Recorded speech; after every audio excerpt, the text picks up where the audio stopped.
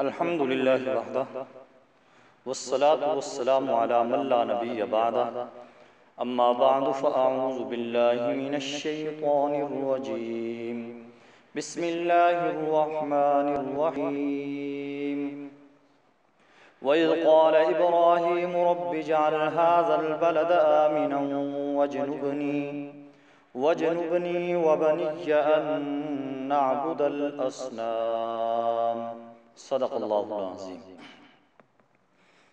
آج ہم اپنے درس قرآن کا آغاز سورہ ابراہیم کی آیت نمبر 35 سے کر رہے ہیں۔ اللہ تبارک و تعالی ارشاد فرماتے ہیں، اور اس وقت کو یاد کیجئے جب ابراہیم علیہ السلام نے کہا۔ اللہ تبارک و تعالی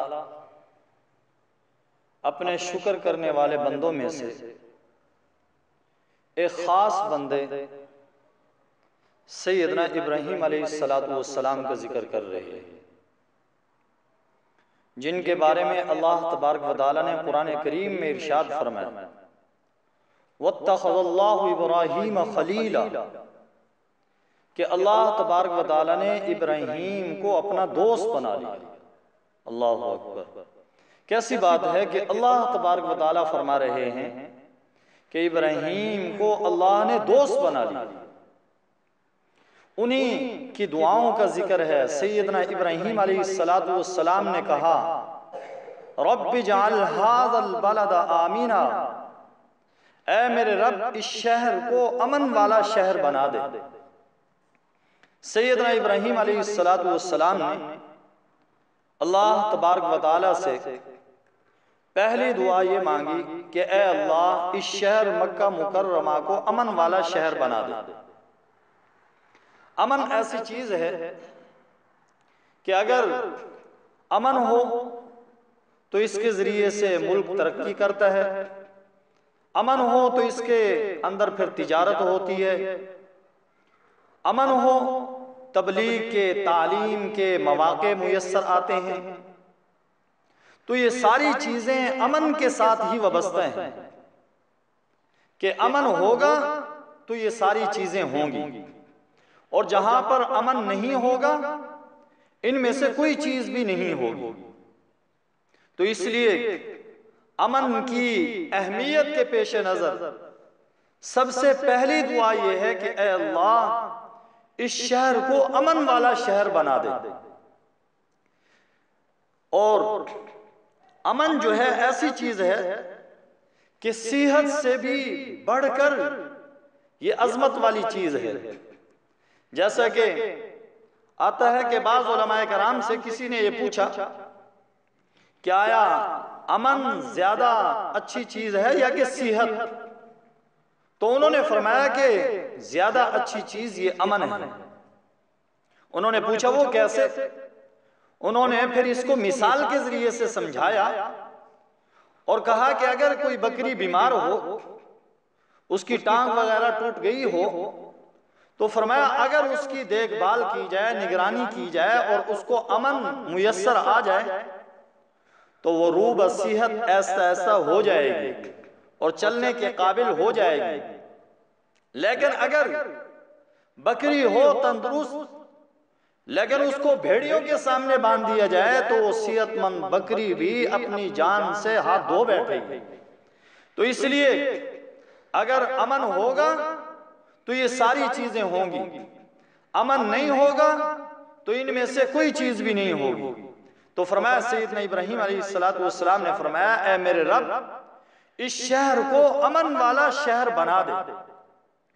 اور اللہ تبارک و تعالی نے مکہ مکرمہ کو، حرم کو واقعتاً امن والا شہر بنایا، ایسا بے مثال امن والا شہر بنایا کہ اسے امن کا رول ماڈل کہنا چاہیے۔ زمانہ جاہلیت کے اندر بھی اور اب بھی کہ انسانوں کو امن، حتیٰ کہ حیوانوں کو امن، نباتات کو امن، اللہ تبارک و تعالیٰ نے بے مثال امن و امان والا شہر اس مکہ مکرمہ کو بنایا۔ زمانہ جاہلیت کے اندر بھی جبکہ پولیس نہیں تھی، فوج نہیں تھی، عدالتیں نہیں تھی، کچہریاں نہیں تھی، اس وقت بھی امن و امان والا شہر تھا۔ تو فرمایا ابراہیم علیہ السلام نے، اے میرے رب اس شہر کو امن والا بنا دے، وَجْنُبْنِي وَبَنِيَّ أَن نَعْبُدَ الْأَصْنَامِ، اور مجھے اور میری اولاد کو بچا لے کہ بتوں کی عبادت ہم کریں۔ فرمایا مجھے اور میری اولاد کو، میرے بیٹوں کو بتوں کی عبادت سے بچا لے۔ رب انہن اضللن کثیرا من الناس، اے میرے رب ان بتوں نے بہت سے لوگوں کو گمراہ کر دیا۔ اس آیت مبارکہ کے اندر ارشاد فرمایا کہ اے میرے رب ان بتوں نے بہت سے لوگوں کو گمراہ کر دیا۔ بت تو کیا گمراہ کر دے، مطلب یہ ہے کہ بت ان کی گمراہی کا سبب اور ذریعہ بن گئے ہیں۔ فرمایا فَمَن تَبِعَنِي فَإِنَّهُ مِنِّي، جو میری اتباع کرے وہ تو مجھ سے ہے، وَمَنْ عَصَانِي فَإِنَّكَ غَفُورٌ رَحِيمٌ، اور جو میری نافرمانی کرے آپ بڑے بخشنے والے، بڑے رحم کرنے والے ہیں۔ حضرت مسیح علیہ السلام کے بارے میں آتا ہے کہ وہ بھی اللہ تبارک و تعالیٰ سے التجا کریں گے، وہ بھی اللہ تبارک و تعالیٰ سے دعا کریں گے، ان تعذبہم فإنہم عبادک، کہ اگر آپ ان کو عذاب دیں تو یہ آپ کے بندے ہیں، آپ سے کون پوچھنے والا ہے، وَإِن تَغْفِرْ لَهُمْ فَإِنَّكَ أَنْتَ الْعَزِيزُ الْحَكِيمُ، اور اگر آپ انہیں معاف کر دیں تو آپ غالب ہیں، حکمت والے ہیں۔ حضرت مسیح علیہ السلام یہ دعا کریں گے، اور یہاں پر سیدنا ابراہیم علیہ السلام نے فرمایا جو میری اتباع کرے وہ مجھ سے ہے، جو میری نافرمانی کرے آپ بخشنے والے، بڑا رحم کرنے والے ہیں، بڑے رحم کرنے والے ہیں۔ تو حضرت مسیح علیہ السلام اپنی دعا کے اندر عزیز الحکیم اللہ کی صفتوں کا ذکر کریں گے، اور سیدنا ابراہیم علیہ السلام اللہ کی جن صفات کا ذکر کر رہے ہیں وہ غفور الرحیم ہیں۔ وجہ یہ ہے کہ سیدنا ابراہیم علیہ السلام جو دعا کر رہے ہیں یہ دعا دنیا کے اندر ہے، اور دنیا کے اندر انسان توبہ کرے تو اس کی توبہ اللہ تبارک و تعالیٰ قبول فرماتے ہیں، اس لیے فرمایا بے شک آپ بخشنے والے، بڑے رحم کرنے والے ہیں۔ لیکن حضرت مسیح علیہ السلام جو دعا فرمائیں گے وہ آخرت کی ہے اور قیامت کی ہے، اور آخرت کے اندر کسی کی توبہ قبول نہیں، اس لیے وہ فرمائیں گے انت العزیز الحکیم، آپ غالب ہیں، حکمت والے ہیں۔ ربنا انی اسکنت من ذریتی بواد، اے ہمارے رب میں نے اپنی اولاد کو ایسی وادی میں ٹھہرایا ہے، بسایا ہے، غیر ذی زرع، جو زراعت کے قابل نہیں ہے، عند بیتک المحرم، تیرے حرمت والے گھر کے پاس، تیرے محترم گھر کے پاس۔ اللہ اکبر۔ اندازہ لگائیں آج سے تقریباً 5000 سال کم و بیش اس سے پہلے اللہ تبارک و تعالیٰ کے پیغمبر سیدنا ابراہیم علیہ السلام اپنے دودھ پیتے بچے سیدنا اسماعیل علیہ السلام اور ان کی والدہ حضرت ہاجرہ علیہ السلام کو یہاں پر چھوڑ کر جا رہے ہیں، اس بے آب و گیا وادی کے اندر، بیت محرم کے پاس، محترم گھر کے پاس، بیت اللہ شریف کے پاس۔ وہ آج کا حرم نہیں تھا، آج تو ضرورت کی ہر چیز وہاں پر مہیا ہے، ہر چیز میسر ہے ضرورت کی، بلکہ اس وقت کا بیت اللہ اور اس وقت کا حرم ایسا تھا، ایسی وادی تھی جو زراعت کے قابل نہیں تھی، دنیا کی ضرورت کی چیزیں وہاں پر نہیں ملتی تھی، اور اسی طرح نہ کوئی قریب ایسا انسان، نہ رشتہ، نہ رشتہ دار، نہ کنبہ قبیلہ۔ اس وقت سیدنا ابراہیم علیہ السلام اپنے بیٹے کو بیت اللہ شریف کے پاس چھوڑ کر گئے، تو فرمایا اے ہمارے رب میں نے اپنی اولاد کو بسایا ہے ایسی وادی میں جو زراعت کے قابل نہیں، تیرے محترم گھر کے پاس، تیرے معزز گھر کے پاس، لیکن اے ہمارے رب میرا مقصد بہت بڑا ہے۔ فرمایا وہ کیا ہے؟ لِيُقِيمُ الصَّلَاةَ، اے ہمارے رب تاکہ یہ نماز قائم کریں، نماز کو قائم کرنا، ایک ہے نماز پڑھنا، ایک ہے نماز قائم کرنا۔ اللہ تبارک و تعالی ہم سب کو کسی اللہ والے کی جوتیوں کے اندر بیٹھ کر یہ نصیب فرما دے کہ ہم نماز قائم کرنے والے بنے بنے۔ فرمایا فَجْعَلْ أَفْئِدَةً مِّنَ النَّاسِ تَهْوِي إِلَيْهِمْ، آپ لوگوں کے دلوں کو ان کی طرف مائل فرما دیجئے۔ سیدنا ابراہیم علیہ السلام دعا کر رہے ہیں، اے اللہ لوگوں کے دلوں کو ان کی طرف مائل کر دیجئے، وَرْزُقْهُمْ مِنَ الثَّمَرَاتِ، اور ان کو پھلوں کا رزق عطا کر دیجئے، لَعَلَّهُمْ يَشْكُرُونَ، تاکہ یہ تیرا شکر کرے۔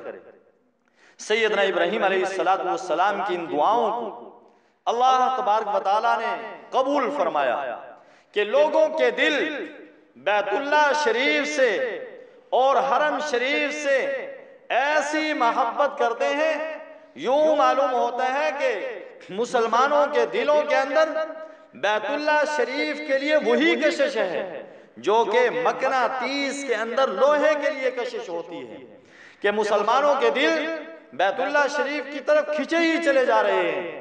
یہ نہیں ہے کہ دولت والے پہنچ رہے ہیں، بلکہ وہ لوگ جن کے پاس سرمایہ نہیں ہے، غریب ہیں، فقیر ہیں، مسکین ہیں، عاجز ہیں، دنیا کے پتہ نہیں کس کس کونے سے، آخری کونے سے انسان، برفانی علاقوں سے، پہاڑی علاقوں سے، پتہ نہیں کہاں کہاں سے وہاں پر پہنچ رہے ہیں، اور جب بیت اللہ شریف کے پاس پہنچتے ہیں، جیسے ہی بیت اللہ شریف کو دیکھتے ہیں تو عجیب منظر ہوتا ہے، عجیب ان کی حالت ہوتی ہے، بیت اللہ شریف کی طرف کھچے ہی چلے جا رہے ہیں۔ جیسے ہی بیت اللہ شریف پر نظر پڑتی ہے اس وقت آنکھوں کے اندر آنسوؤں کی برسات ہوتی ہے، اور پھر جب بیت اللہ شریف سے واپسی ہوتی ہے، آخری طواف کر کے پھر لوٹتے ہیں، بیت اللہ شریف کو دیکھتے ہیں، پھر آنکھوں کے اندر آنسو ہوتے ہیں، ایسے یوں معلوم ہوتا ہے یوں جدا ہو رہے ہیں جیسا کہ سگے والدین سے انسان جدا ہوتا ہے۔